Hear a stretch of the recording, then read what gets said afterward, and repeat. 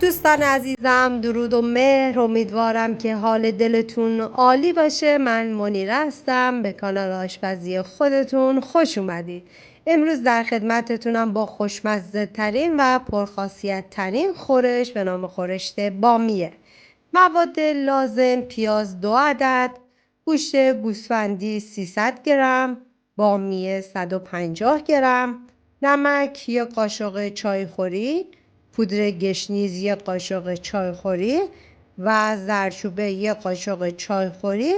و منم برای ترشی این خورش از آب نارنج استفاده کردم که شما اگه آب نارنج نداشتیم میتونین از آب قوره یا آب لیمو استفاده کنین، ولی ترجیحاً از آب نارنج و آب قوره استفاده کنین، خوشمزه تر میشه.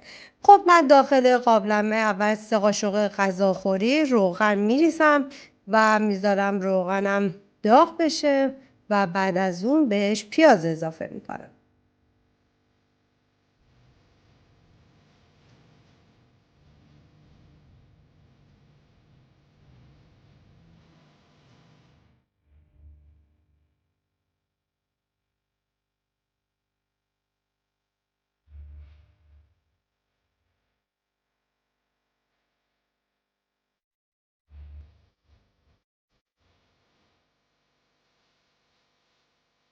خب توی این مرحله که روغن من داغ شد، من بهش پیاز اضافه میکنم و میذارم تا پیازم سرخ بشه. این خورش بسیار خوشمزه و بسیار پرخاصیت، بخصوص برای سلامت دستگاه گوارشتون و تقویت استخوان و پاکسازی کبد و هزاران خاصیت دیگه. پیشنهاد میکنم حتما این خورش رو استفاده کنین و از خوردنش لذت ببرین. خب من میذارم پیازم کاملا سرخ بشه و طلایی رنگ بشه و بعد بهش ادویه ها رو اضافه میکنم.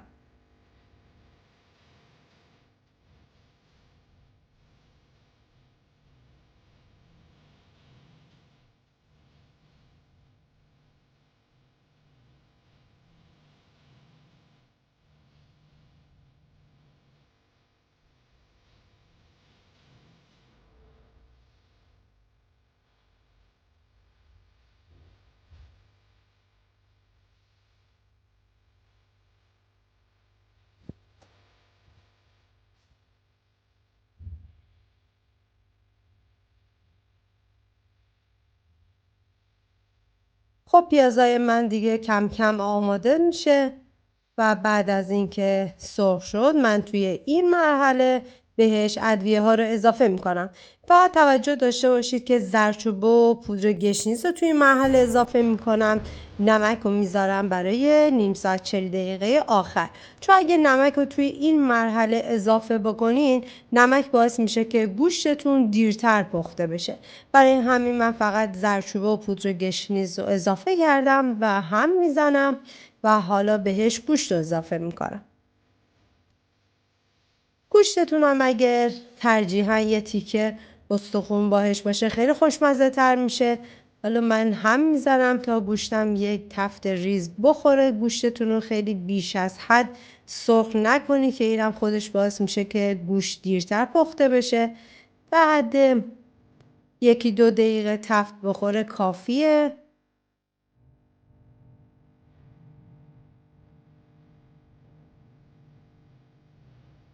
خب حالا من بهش رب اضافه میکنم و میذارم که ربم کاملا تفت بخوره و بوی خامی و رب کاملا گرفته بشه.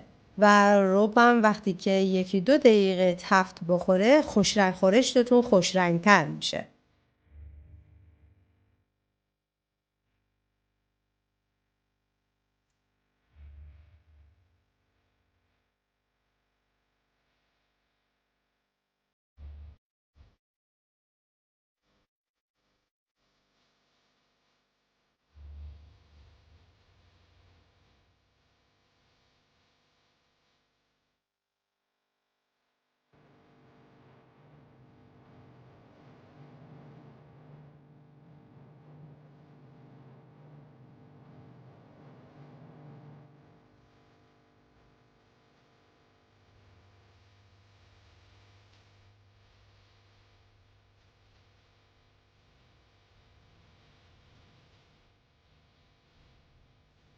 خب وقتی که رب ما با گوشت کاملا تفت خورد، توی این مرحله بهش بامیه ها رو اضافه میکنیم و دوباره هم میزنیم تا بامیه های ما هم با رب گوشت دوباره تفت بخورن. این خورش بسیار خوشمزه. بعضیا میگن که اگر بامیه رو همون اول اضافه بکنیم بامیه ما له میشه. به هیچ عنوان بامیه له نمیشه و همون اول با گوشتون بذاریم بپزه، یه خورش بسیار خوشمزه میشه و حتما هم شده یک بار این خورش رو به این روش درست کنیم.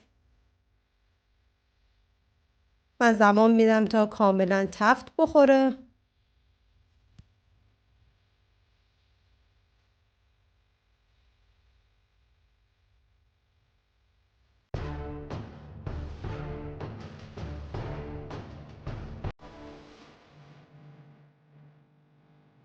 و حالا بهش آب اضافه میکنم و میذارم که به جوش بیاد.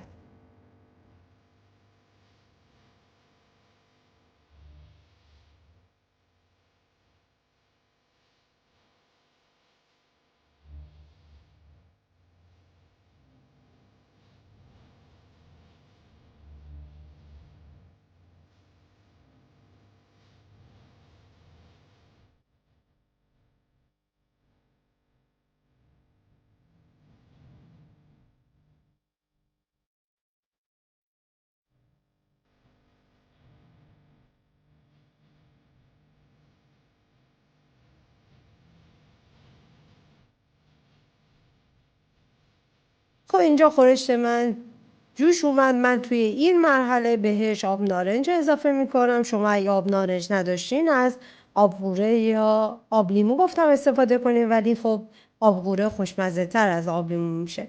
خب من میذارم که خورشتم تقریبا 1 ساعت و 45 دقیقه جا بیفته، ولی تقریبا 45 دقیقه که از زمان پخت خورشتون گذشت بهش نمک رو اضافه کنین و بذارین تا کاملا خورشتتون جا بیفته.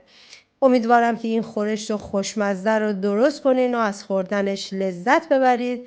ممنون از اینکه همراه من بودید و ممنون میشم منو به دوستان خودتون معرفی کنید و کانال منو سابسکرایب کنید. اینم نتیجه خورش خوشمزه و جا افتاده ما. حتما درستش کنین و لذت ببرید.